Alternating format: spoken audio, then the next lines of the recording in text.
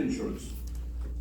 It's a one-time premium for defects that are unknown, things that may affect the owner's rights to the property while they have ownership.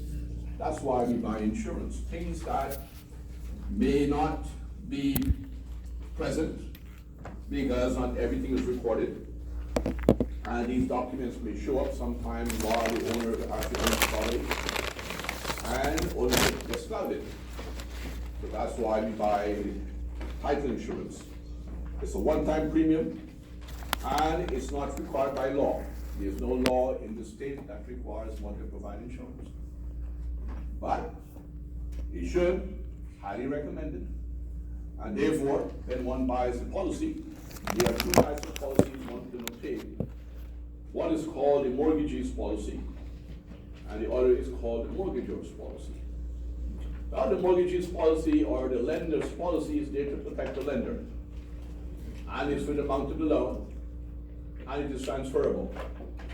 Most lenders require their borrower to provide that policy because lenders want the protection, and they're saying in lending, he who has the money makes the rules, and the rule is you have to provide me insurance. If you want my money, the lender says you have to provide me this insurance, called title insurance. You have to basically protect my loan. And I can transfer it because when I sell this portfolio to other lenders, the other lenders need the same protection. That's why it is transferable. The owner's policy, or the mortgagor's policy, is an amount of the purchase price. It is there to protect the owner, and it's optional. There's no law that says you have to buy it, but it is highly recommended that the owner buys this policy. If the owner does not, well, there's some defects in the property in terms of ownership, then they will lose that property, and then they don't have their money. So the owner's policy is an amount of the purchase price, and it's not transferable. So when the owner sells the property to another owner sometime in the future, the new owner will have to provide a little coverage. So those are the two policies on the same property, and they're different amounts. The premiums are negotiable. Who's going to pay the premium? Lender's policy, the buyer usually pay the premium. Owner's policy, well, what is customary in the county. Either the buyer pays it or the seller pays it. It's a negotiable item.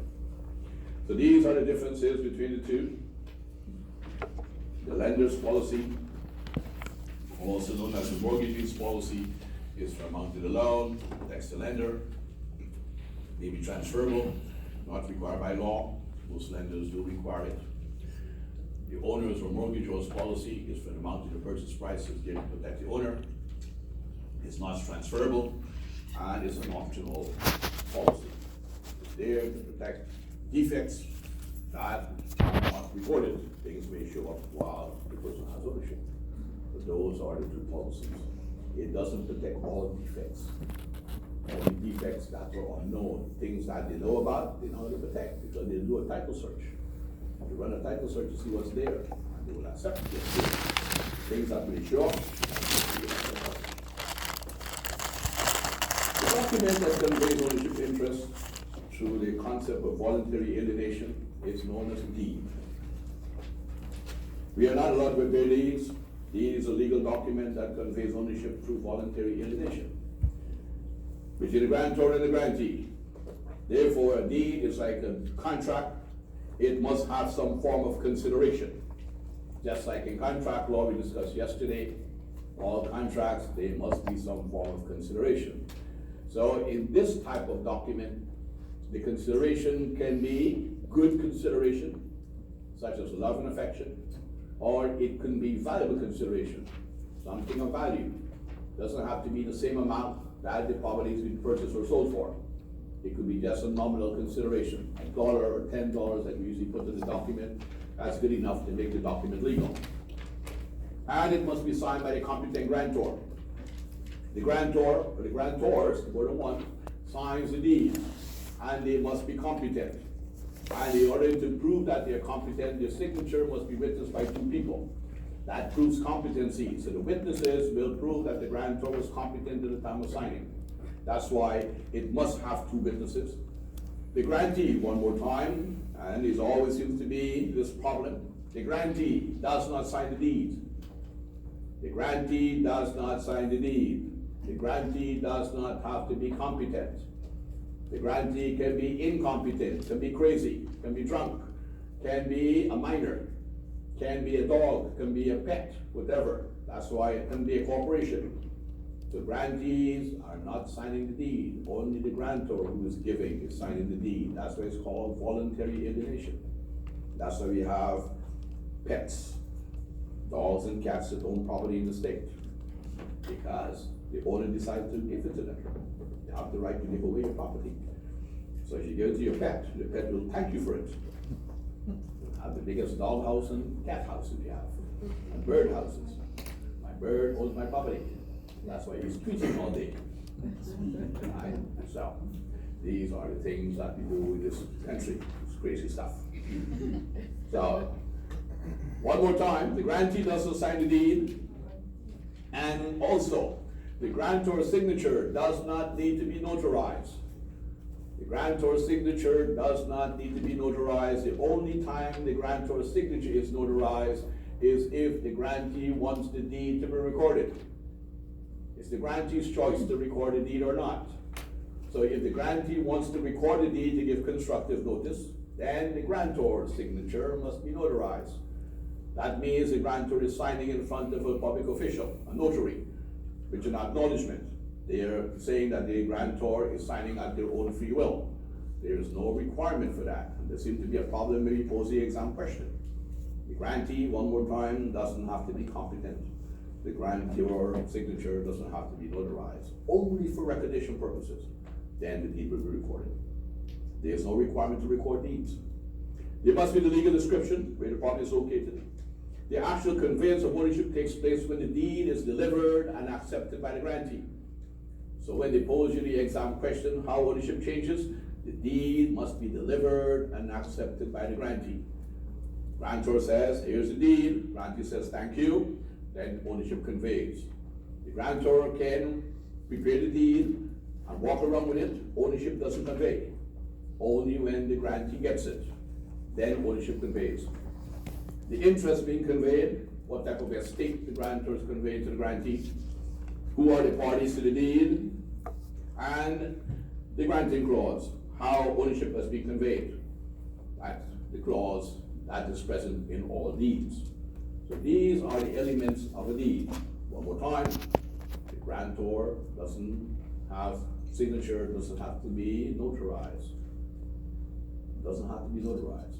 The grantee doesn't sign the deed. If you remember those two concepts, you can answer all the questions they'll give you in the exam, because they always have them about signing. Who signs? These are the clauses that are present to the deed. Every single deed, regardless of what type of deed, must have a granting clause. The granting clause is present in all deeds. Every single deed has a granting clause. And the granting clause has the name of the parties, who the grantor is, who the grantee is. It has the legal description of the property, where the property is located by its legal description. It has the consideration that's given, whatever consideration the grantor is given to the grantee. And the grantee is given to the grantor. And it has words of conveyance. That's all it has. That's all it's required. One more time. The granting clause is a clause that is present in all deeds, regardless of the type of deed. This is a clause that is in all deeds. It has the parties, the grantor, the grantee. It has the legal description of the property, where the property is located by its legal description. It has the consideration that's given, and it has words of conveyance. That's all a deed requires to have. If the grantor is conveying an estate to the grantee, the estates we discussed earlier this morning, then there will be an addendum clause. The addendum clause will tell the grantee what type of estate the grantor is giving to the grantee. Is it a fee estate? And what type of fee estate? Is it a life estate? And what the life estate is attached to? You'll find that in the addendum clause. The type of estate or tenancy the grantor is conveying to the grantee. That's where we look. If there's a conveyance of estate, then we look for the addendum clause. Then we have the first covenant. or first warrant or promise the grantor gives to the grantee. The first promise is called a warranty of seisin. The seisin promise or warrant or covenant means the same, is the grantor telling the grantee, I own it and have the right to convey the rights of the property to you, the grantee. That's all what the covenant of seisin says. I own it and have the right to convey it to you, because the law gives me that right under my bundle of rights.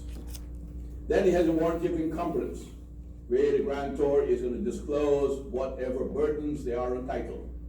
Encumbrances are burdens on title. And what are these burdens? It could be liens, it could be deed restrictions, it could be subdivision restrictive covenants, it could be easements, whatever encumbrances they are on title. So the grantor is going to disclose all those things that affect the grantee's ownership to the property. Those liens, those easements, those restrictions, and all those things will be in the encumbrance clause, in the deed, if there's any. So those are the 4 clauses you need to be familiar with. And there are 3 more when we get to the specific deed that has 6 clauses.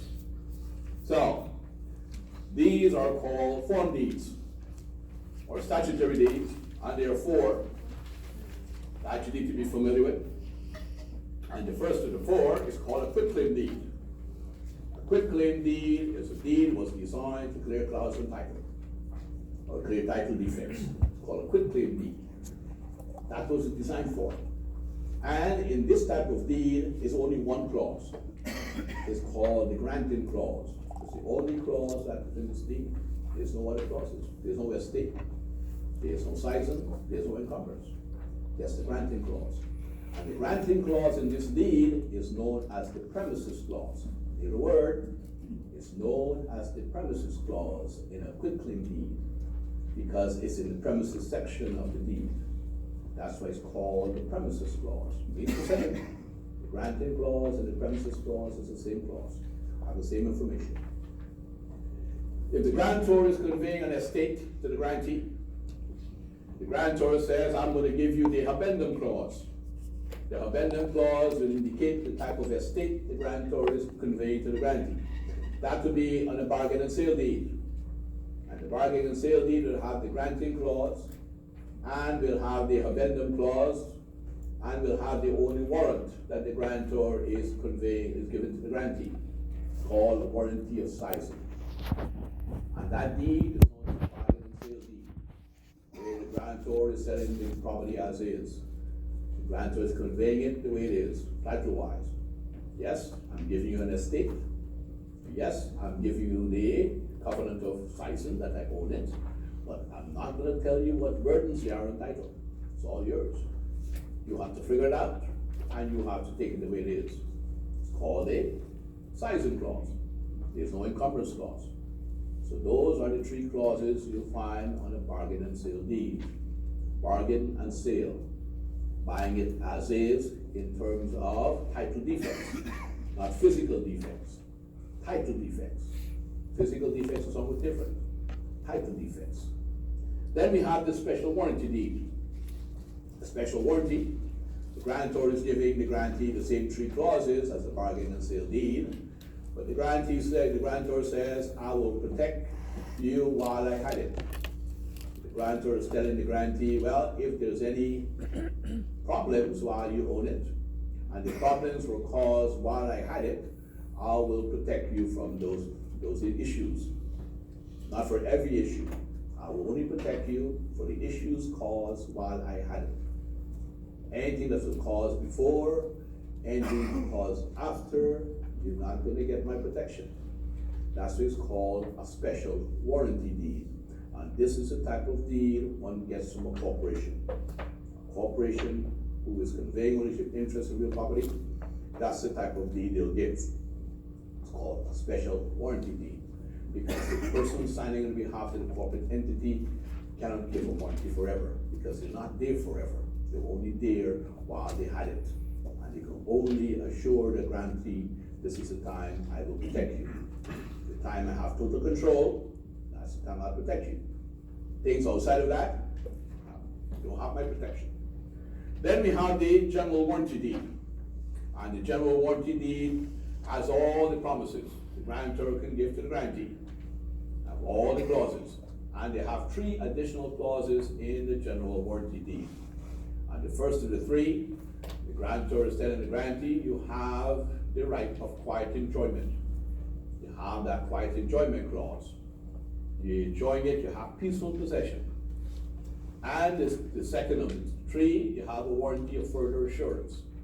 Where the grantor is saying to the grantee, if there is any problems while you had it, and I will dare to protect you. So I will sign any documents required for you to maintain your rights. You have to bring me those documents for me to sign. That's called a warranty for further assurance. That if there's problems on the ownership interest, bring the appropriate documents and I will protect you. And you'll have it forever. It's called a warranty forever. Those are the 3 additional warranties the grantor gives to the grantee in a general warranty deed. Warranty for quiet enjoyment, warranty for further assurance, and warranty forever. Those are the deeds that are called statutory deeds. These are your statutory deeds and the clauses that goes along with them. The quitclaim deed, no promises. The bargain and sale deed, I own it, I have no promise to defend. Special warranty, I own it to defend against problems caused while I had it. And your general warranty deed, all the promises the grantor can give to the grantee. So, the best deed class from a grantor's point of view, which is the best deed of the 4? The grantor wants to give no promises whatsoever. From a grantee point of view, you want to have to be a general warranty. Be the question carefully. From a grantor, the one who is giving, you want to give as least promises as possible. When you are receiving, you want to receive all the promises as possible. Right?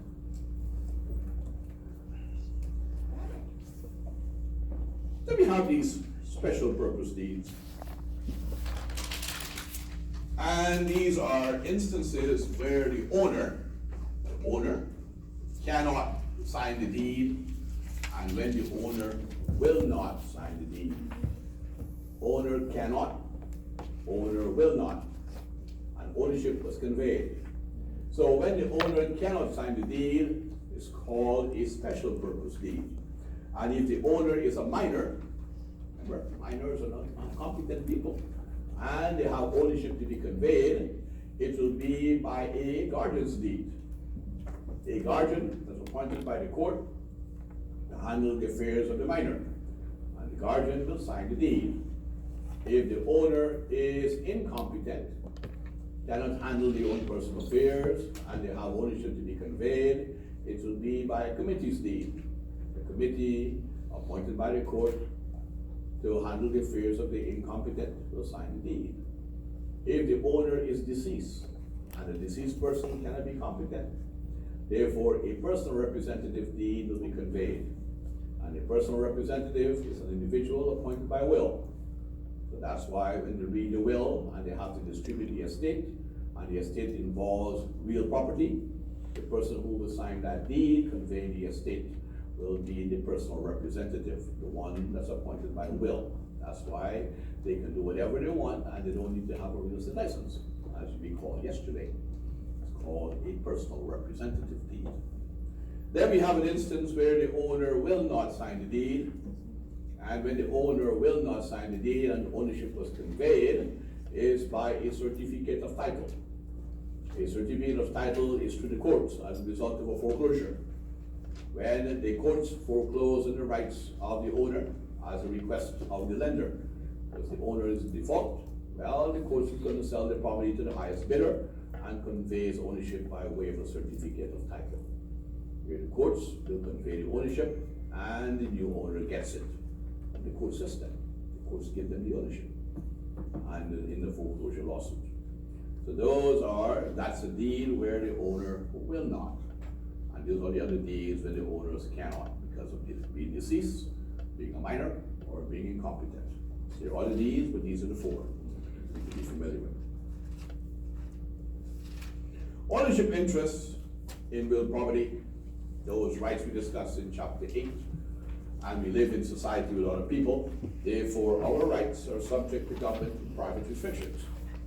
The government do restrict private owners' rights in real property, and private owners do also restrict private owners' rights in real property. And one of the most powerful local government restrictions on the rights of owners of real property is called police power. Police power is a restriction where the local government has the right to restrict use of one's property. And the way they do so is by zoning ordinances, where they restrict one's use, building codes, where they will dictate how you can build, and health regulations, where they tell you that if your property is not in a good state of repair, they have the right to lock you out of your property. So those are what we call police power, through zoning ordinances, building codes, and health regulations. Then the government have the power of eminent domain. We discussed that before you went for break. They have the power to take private property for public use. It has to be for public use.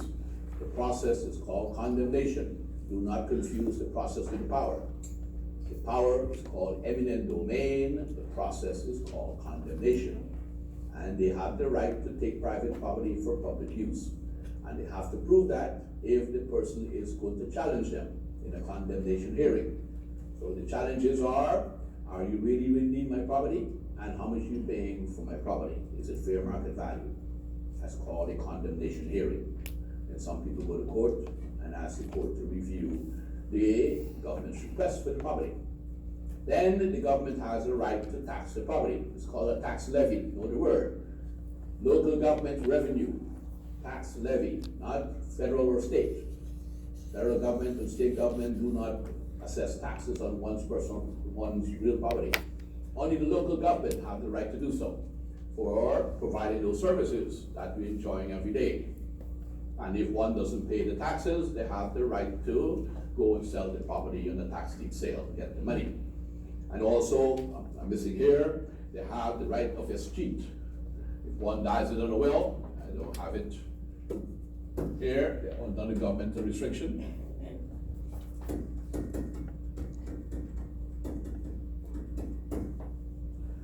Right of escheat, one dies without a will, and there are no legal descendants or legal heirs, the government will take the property, sell it, and put the money in the abandoned property fund. That's what the government does until someone claims it in the future. Those are governmental restrictions, where they have the right to restrict one's ownership of the property. Therefore, private owners do also restrict private owners' use of their property. And these are called private restrictions. Restrictions on use. Well, the deed restriction is found in the deed, and subdivision restrictive covenants that's recording in public records, where private owners restrict other private owners' use of their property. A deed restriction. Then you have an easement. An easement is also a restriction on use, which we'll discuss in a moment. Then we have a lease. A lease is a restriction also of the owner when they give the rights to the tenant. And there's a lien, a legal claim on the property secured debt. It's also a restriction on by a private owner on the private owner's property. Then you go and give a mortgage. You have the right to go and foreclose. So when it comes to a deed restriction, it's there to basically enhance value. Enhance, because the use of one's property has a direct effect on the value of the abutting properties. So that's why they have these deed restrictions, to enhance value through the principle of conformity. That's the principle that governs this use, called a deed restriction. And basically, you can't use your property what you feel like. Though the law says you have the right of use, private owner says, yes, you have that right, but your right basically has to be equal to my right. So we have to do it together. We have to do it to make each other comfortable, to maintain each other's value, or enhance each other's value. Cannot use yours to detriment the value of mine. So it's found in the deed. It's restriction on use. Subdivision has subdivision restrictive covenants that the developer put in the subdivision, and it's recorded in the public records. It also affects use. That's why we have the homeowners association. Well, basically, make sure that the uses are compatible. The HOA enforces those restrictions. And that's why yesterday we have to give the HOA disclosure to make sure the buyer understands that there are restrictions of use of your property, outside your property and inside your property. So outside your property, they can restrict your use, found in the deed, or it's recorded in the public records. An easement, another restriction. Know what an easement is? An easement is a right to use another person's property for a specific purpose. Not any purpose. Keyword, specific purpose. Has to be very, very specific. Called the right of use. Well, these are the easements they will test you on. You have a gross easement. Easement in gross is a utility easement. Utility companies have the right to put an easement across the private owner's property for power, for utility, for all those utilities, for power, for water, for cable, for telephone. They have the right to put that easement across one's property. It's called a gross easement. Then we have an easement by necessity. Easement by necessity is a result of an easement appurtenant. Know that term is on your exam. Easement appurtenant. It runs with the land. Is a result of an easement by necessity when the land is landlocked. They will create an easement across their abutting neighbor's property. It runs with the land. That means it is transferred from one owner to another owner to another owner. It's there permanently. It's called an easement appurtenant. That means it's permanent. That means when the land is landlocked, they will create an easement across their abutting neighbor's property. It's called an easement by necessity. And that's how we get access to our property when it's landlocked. An easement by necessity is a result of an easement appurtenant. Appurtenant means it runs with the land. It's in your book. All these things I'm talking about is in your book that you should have. It's in your book. It's all in your book. I can't spell right now. Too much things going on in my head. Right? Appurtenant. Look in chapter 9 in your book, or look in your glossary, you'll find it. Yes. Right? You have all the information in your book. So, that's an easement by necessity. Then we have an easement by prescription. Prescription easement is an easement that basically one is using the abutting neighbor's property to get across the neighborhood. Walking across the neighbor's lawn every day. Well, you walk across your neighbor's lawn and walk across yours, they have created an easement by prescription. And it's recognized after 20 years. After 20 years of continuous use, that easement is recognized. That's why people restrict other people's use of other people's property. Walking across people's lawn. You have created a title defect. And that's why we have no trespassing signs on people's property. You're affecting the use of one's property. Then we have an implied easement. An implied easement is an encroachment. When one neighbor encroaches on the other neighbor's property and the neighbor does nothing about it, after 7 years it becomes an implied easement, just like adverse possession. So an encroachment that has been there for 7 years becomes an implied easement. That means it's recognized, that means the owner loses that part of the property. That's why we do surveys, to make sure that there's no encroachment. And if there is, correct it immediately, unless someone challenges you. Say, hey, it's been there for 7 years. Well, now, it's too bad you lost it.